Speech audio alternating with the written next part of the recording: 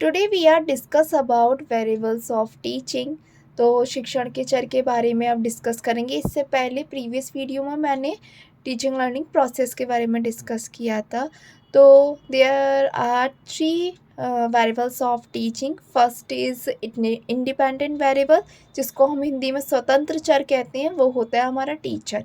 Independent variable की बात करूँ, the teacher come under the independent variable. It performs various function to provide learning experience.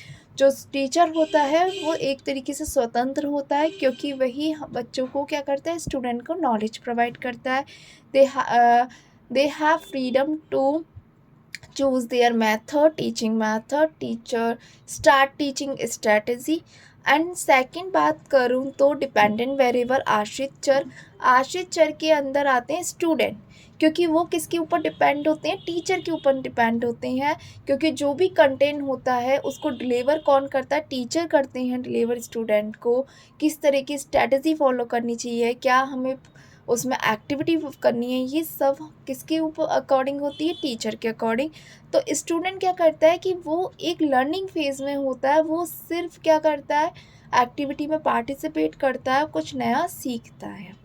Intervention variable third होता है, जिसे मध्यस्थ चर कहते हैं, जिसका क्या होता है, टीचिंग लर्निंग प्रोसेस का सीक्वेंस में चढ़ना, ऑर्डरली में चढ़ने का एक पिलर कह लो इंटरवेंशन। क्योंकि इंटरवेंशन के अंदर आ जाता है कंटेंट, जो भी बुक होती है, टेक्स्ट बुक, वो इंटरवेंशन वेरिएबल के अंदर आता है। In teaching learning process there are intervention variable like content हुआ, टीचिंग मेथड हुआ, टीचिंग मैगजीन हुए, टीचिंग स्ट्रैटेजी हुई, क्या एक्टिविटी यूज़ करनी है, ये सब किसके अंदर आता है, इंटरवेंशन के अंदर।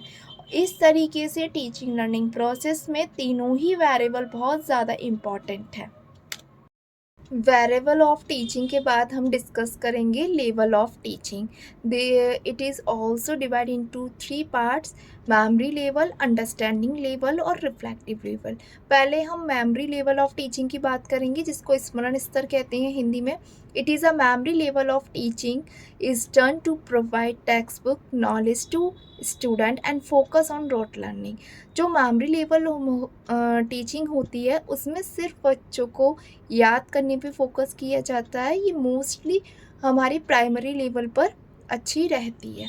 अब उसकी बात करूं कि मेमोरी लेवल पे क्या किया जाता है, it is a simple process to recall and recognise the content.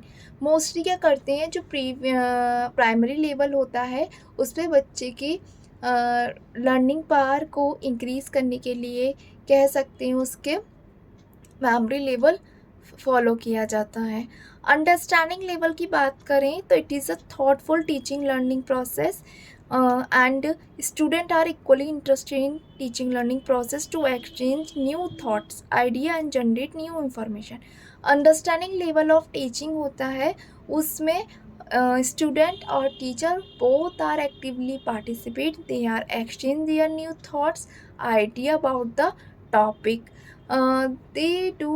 We are do different ways. Understanding level in teaching, debates, seminar, explanation and other similar activities. Third level की बात करूँ, it is very effective level of teaching and it is very high level of teaching learning process. It is a upper thoughtful teaching. It is follow also upper classes in school, colleges, we are say that, or there are promote critical thinking, divergent thinking and problem solving thinking. Mostly जो case study we are solve, sometime we are study about some problems in different companies business, so we are follow reflected level of teaching. This is the highest level of teaching learning activity. The student are actively participate and also increase their thought process. अगर मैं तीनों level of teaching की बात करूं तो सबसे ज़्यादा effective होता है रिफ्लेक्टिव लेवल टीचिंग, क्योंकि इसमें क्या करते हैं कि बच्चे की जो थॉट प्रोसेस होती है और कि वो क्या सोच रहे हैं टॉपिक के बारे में, ये इंक्रीज़ होती है, which are help to develop their critical power, and divergent thinking. Thank you.